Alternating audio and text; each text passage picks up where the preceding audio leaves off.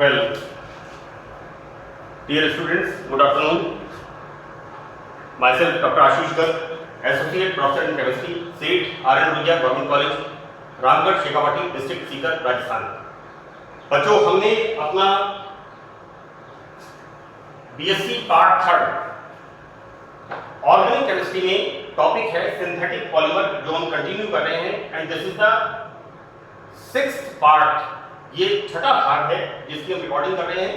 अब तक मैंने 1 to 5 parts audio visuals upload किए हैं। यहां पर 6th पार्ट में this is the part of organic chemistry, BSc part 3। बच्चों, हम यहां पर इस 3rd पार्ट में देख रहे हैं फिनोल फॉर्मेल्डिहाइड रेजिन। ये जो रेजिन है ये आपने 12th स्टैंडर्ड में फिनोल्स और फॉर्मेल्डिहाइड में काफी डिटेल में पढ़ा है। ये बहुत ही सिंपल टॉपिक है जो आपने 11th और 12th में इसको डिटेल में पढ़ा है। आपने 12th में फिनोल पढ़े हैं, फॉर्मेल्डिहाइड, एसिटाल्डिहाइड आपने पढ़ा है और उसमें इस बेकेलाइट रेजिन का डिटेल में जिक्र है।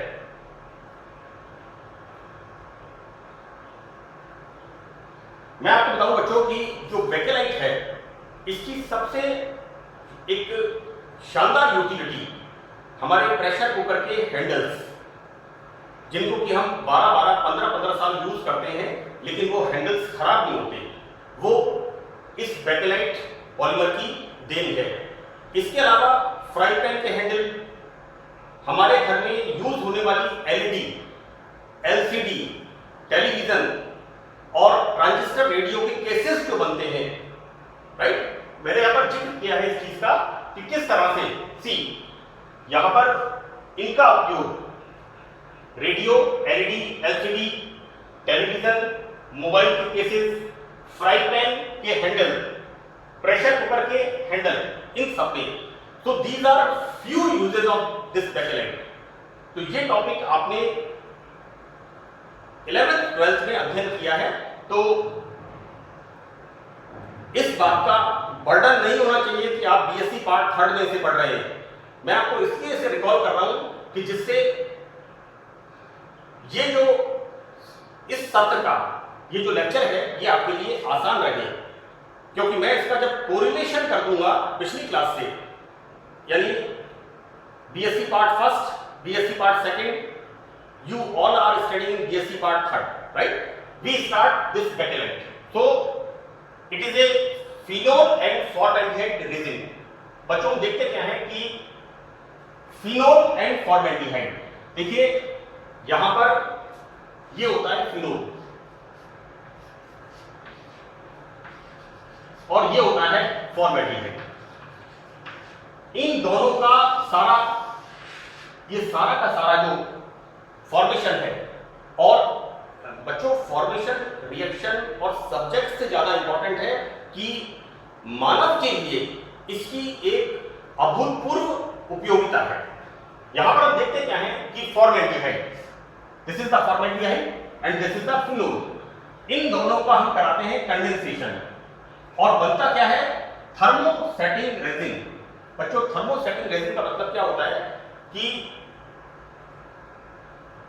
जब इनका पॉलीमराइजेशन होता है तो उस समय हम इसे बहुत अधिक तापमान पर हीट करते हैं और हीट करने पर ये रेजिन थर्मोसेटिंग, गरम उसी समय उसी प्रकार के शेप में ढाल ली जाती है। यहां पर मैंने लिखा है इट इज द डिजायर्ड,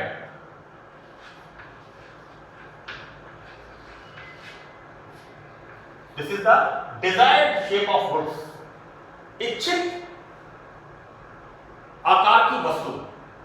यानी यहां पर थर्मोसेटिंग रेजिन, मैं इसके बारे में आपको बता रहा हूं कि जब इस रेजिन का सिंथेसिस होता है तब इसको हम इच्छित आकार की वस्तु में, यहां पर लिखा है मैंने डिजायर्ड शेप ऑफ गुड्स, उसके अंदर हम इसे फर्मे के अंदर, सांचे के अंदर ढाल के बना लेते हैं। क्योंकि एक बार बनने के बाद इसे हम कितना भी गर्म करें ये मेल्ट नहीं होता है। तो it's a very good resin, very stable resin. हम आगे देखते हैं तो थर्मोसेटिंग रेजिन, इसका इंडस्ट्रियल नेम है बेकेलाइट, राइट। तो ये बेकेलाइट एक बहुत ही उपयोगी वस्तु है। और ये बनता कैसे है, जब हम फिनोल और फॉर्मेल्डिहाइड का, this is the phenol and this is the formaldehyde, जब इन दोनों का हम कैटालाइसिस, उत्प्रेरण किससे करते हैं, अम्ल और क्षार से, एसिड और बेस से, राइट। तो this is the introductory part. ये मैंने 2 लाइनें आपको इसके इंट्रोडक्शन में बताई है। यहां पर जैसा मैंने आपको यहां पर बताया है, एक हमने लिया है यहां पर एसिड और एक लिया है बेस कैटलिस्ट। तो होता यह है कि जब हम एसिड कैटलिस्ट यूज करते हैं और जब हम बेस कैटलिस्ट यूज करते हैं, यहां पर मैंने बच्चों आपके परीक्षा के प्रेजेंटेशन के हिसाब से बिल्कुल प्रॉपर तरीके से लिखने की कोशिश की है। डाइल्यूट एसिड्स में क्या होता है, ये दोनों फिनोल एंड फॉर्मेल्डिहाइड, ये दोनों कंडेंसेशन रिएक्शन होती है और क्या बनता है, thermoplastic, right. And this thermoplastic is called novolac, this is the novolacs, this is called novolic, right. ये इसका टेक्निकल नेम है। जैसे बेकेलाइट, उसी तरह से जब फिनोल और फॉर्मेल्डिहाइड की एसिड कैटलिस्ट में रिएक्शन होती है तो thermostatic plastic, again I am using here, this is the form of plastic, ये थर्मोस्टेटिक प्लास्टिक, इसका नाम टेक्निकल नेम क्या है, नोवोलेक्स, राइट। ये बनता है। तो it is a linear polymer, रेखीय बहुलक होता है। और बच्चों इसका यूज करते हैं सीमेंट, व्हाइट सीमेंट जो होता है, राजस्थान में जोधपुर के पास एक जगह है गोटन में बहुत 30 साल पहले एक बार मैं स्नोसैन इंडिया लिमिटेड, जो कि घरों के एक्सटीरियर पेंट बनाते हैं, एक्सटीरियर पेंट जिसे हम घरों के बाहर, आजकल मुझे पता नहीं कि वो आते नहीं आते, कलर्ड सीमेंट आते थे और उन कलर्ड सीमेंट के ऊपर उनको वाटर में हम डिजॉल्व करके उनको हम पेंट करवाते थे और उसके बाद 2-3 दिन तक उनको पानी से गीला करते थे, राइट। तो उनमें जो शाइनिंग आती है, वो शाइनिंग आती है इसकी वजह से, दिस नोवोलेक्स, राइट। तो we use in the cements. White cement में इसे डालते हैं, व्हाइट सीमेंट में आप देखिए उसकी स्मूथनेस और उसकी shining, that is due to this polymer.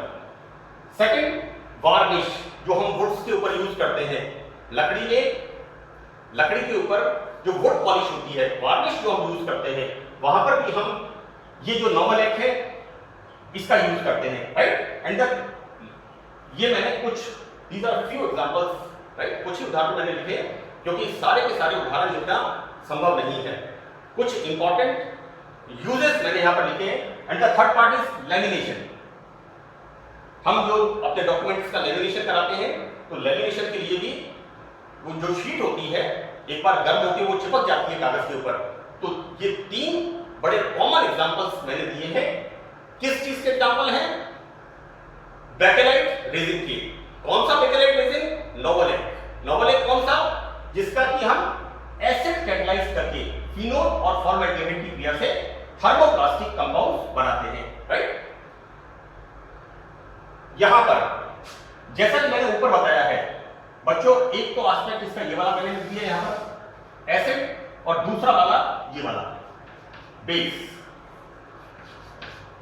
तो यहां पर जब बेस कैटलिस्ट की उपस्थिति में फिनोल और फॉर्मेल्डिहाइड का कंडेंसेशन होता है, यहां पर हो रहा था एसिड कैटलिस्ट की प्रेजेंस में फिनोल और फॉर्मेल्डिहाइड का कंडेंसेशन, संघनन।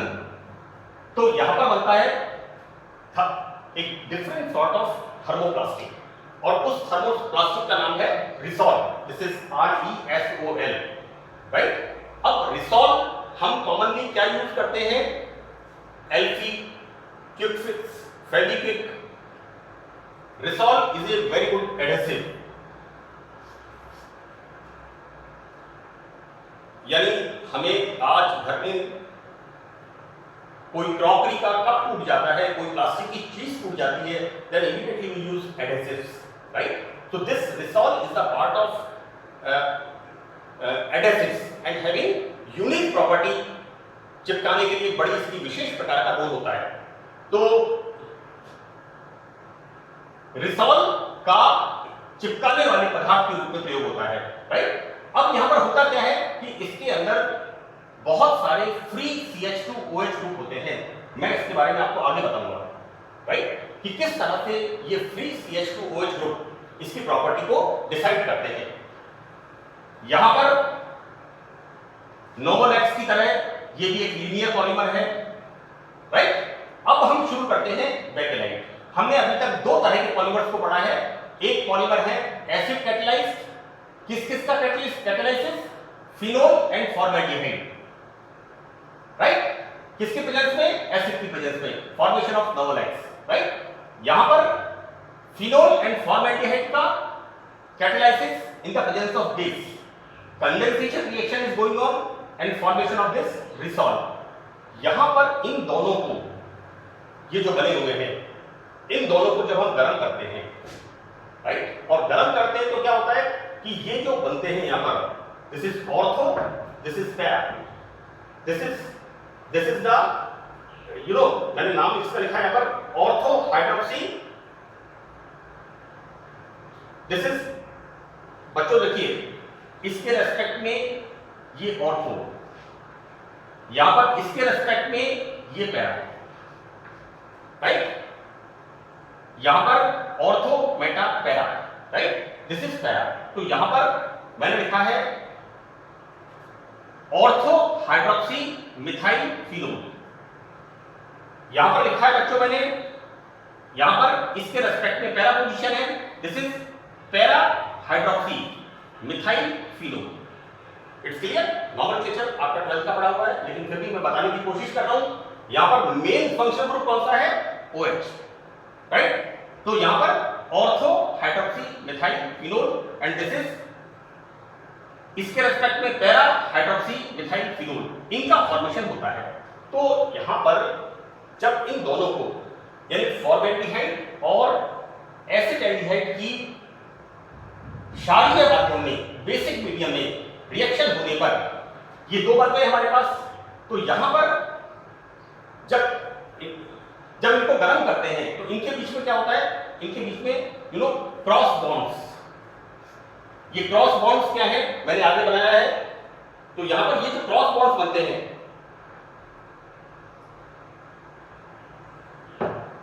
तो ये जो क्रॉस बॉन्ड फॉर्मेशन होकर कंपाउंड बनता है, this compound is called bakelite, right. यहां पर फिनोल के अणु में अपनी दो ऑर्थो, बच्चों इसके अंदर एक ऑर्थो ये वाला, एक ऑर्थो ये वाला, राइट। इसी तरह से यहां लिखा है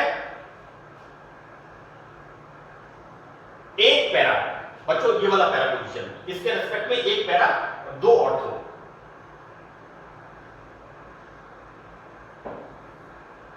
तो यहां पर फिनोल के अणु अपनी दो ऑर्थो और एक पैरा पोजीशन पर कंडेंस्ड होकर CH2 ब्रिज बॉन्ड द्वारा परस्पर जुड़ते हैं और एक बेकेलाइट की 3 डायमेंशनल त्रिविमीय संरचना, इसको आप कहेंगे 3 डायमेंशनल क्रिस्टल लेटिस, त्रिविमीय जालक संरचना का निर्माण होता है। अब हम देखते हैं कि किस तरह से यहां पर बच्चों फिनोल फॉर्मेल्डिहाइड की रिएक्शन, यहां पर ऑर्थो और यहां पर पैरा, राइट।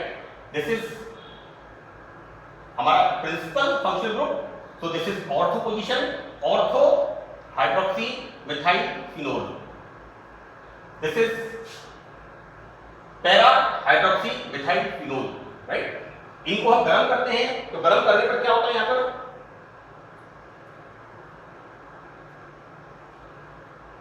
ये इसमें एक गलती हो गई है, इसे हम करेक्ट करते हैं। लिखते समय आप भी इसका ध्यान रखें, कई बार दृष्टि भ्रम होता है हमें, राइट। मैंने जो पहले लिखा था, मैंने लिखा था बेंजील अल्कोहल, दैट इज रॉन्ग। क्या इसको मैंने करेक्ट कर दिया? ये मैंने लिख दिया ये वाला, this is ortho hydroxy methyl alcohol, right. मैंने इसकी नोटिंग की थी, लेकिन जब मैं आपको एक्सप्लेन कर रहा हूं, अगर आपके कंसेप्ट क्लियर हैं तो आप इजीली उसमें करेक्शन कर सकते हैं।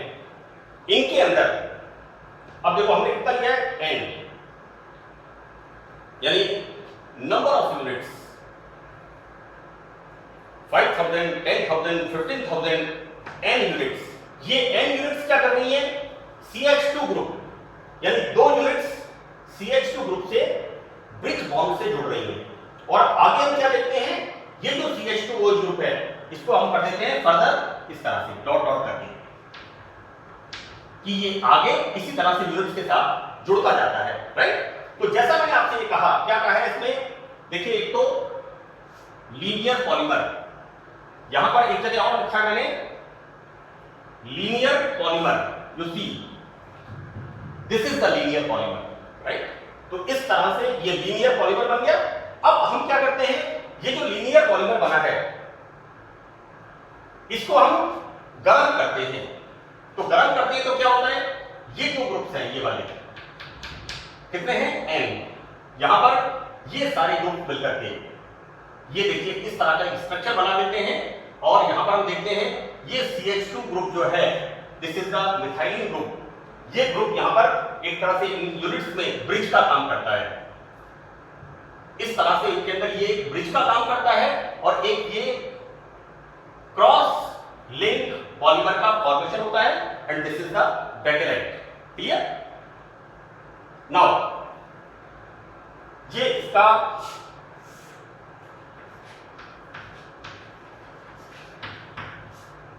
एक बहुत इंपॉर्टेंट फीचर है जो मैंने इसमें नोट किया है 3-4 लाइन के अंदर, इसका विशेष ध्यान रखें कि ये इससे थर्मोसेटिंग पॉलीमर, एक बार गर्म इसको हमने ठंडा कर लिया उसके बाद काम खत्म। तो क्या करते हैं कि जब इसका फॉर्मेशन होता है तो हमें जो भी डिजायर्ड गुड्स हैं, इच्छित वस्तु है, हम इसको उसी के सांचे के अंदर डाल के उसी आकार में इसको बदल देते हैं। आप देखिए प्रेशर कुकर के जो हैंडल होते हैं उनके हैंडल्स के अंदर जो स्क्रू कसने के छेद होते हैं वो भी बिल्कुल फिक्स होते हैं। आप किसी भी एक पर्टिकुलर कंपनी का हॉकिंस का प्रेशर कुकर लीजिए तो 3 लीटर के प्रेशर कुकर में वो छेद उसी तरह का मिलेगा।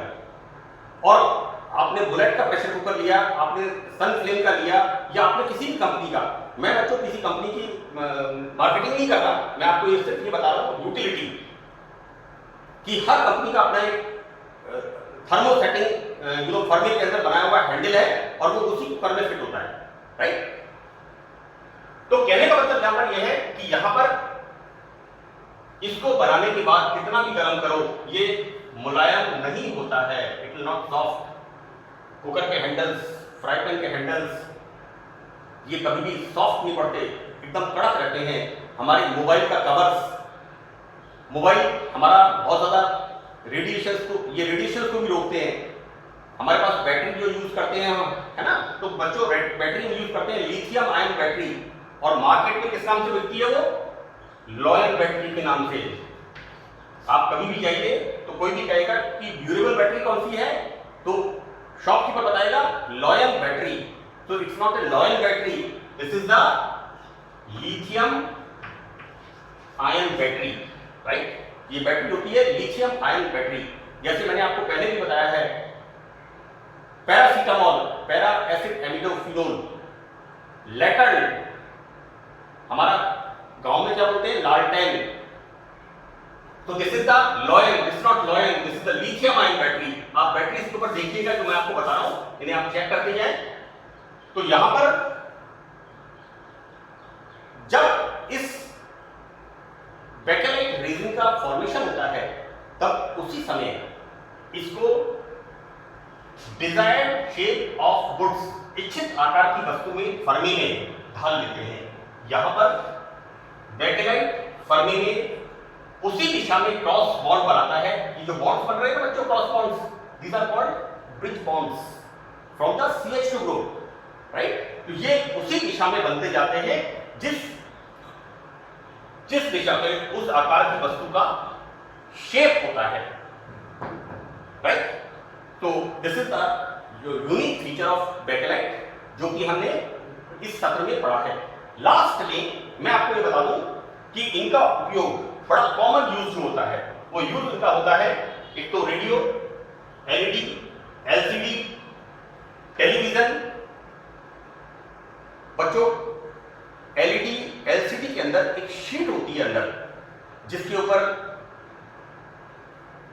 छोटे छोटे पार्ट्स, इलेक्ट्रॉनिक पार्ट्स लगे हुए होते हैं, राइट। वो जो शीट होती है वो बैकलाइट की होती है, क्योंकि हम क्या देखते हैं कि कई बार टेलीविजन एलईडी बहुत ज़्यादा गर्म हो जाती है, लेकिन अंदर वाली जो शीट होती है वो शीट नॉन इफेक्टिव रहती है, राइट। तो यहाँ पर मोबाइल के केसेस, फ्राई पैन, हम दाल सब्जी जिसमें फ्राई करते हैं या चाय बनाते हैं, वो जो बर्तनों के हैंडल हैं वो बैकलाइट के बने हुए हैं। इसके अलावा प्रेशर कुकर के हैंडल्स, तो these are few examples. Otherwise तो मैंने इंट्रोडक्शन में आपको बताया था कि पॉलीमर्स की मानव जीवन में उपयोगिता इतनी असीमित है कि जिसका वर्णन करना संभव नहीं है, राइट। मेरी कोशिश है कि ये जो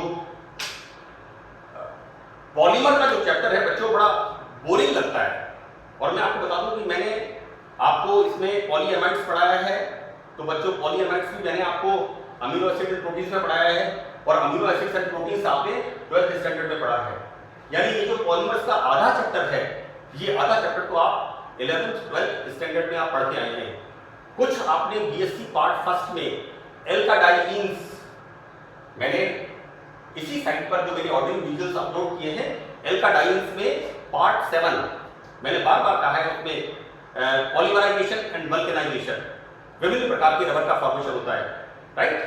बच्चों पॉलिएस्टर, पॉलिस्टर जो मैंने बताया था कि हम जब बच्चे थे तब हम इसका नाम लेते थे पॉलिस्टर के कपड़े, but this is the polyester clothes, right. इनके जो ब्रशेस बनते हैं वो इतने सॉफ्ट होते हैं कि ब्यूटी पार्लर्स में स्किन पे लगाने के लिए जो ब्रशेस बनते हैं इनका उसमें यूज होता है। तो that's all in this session, thank you.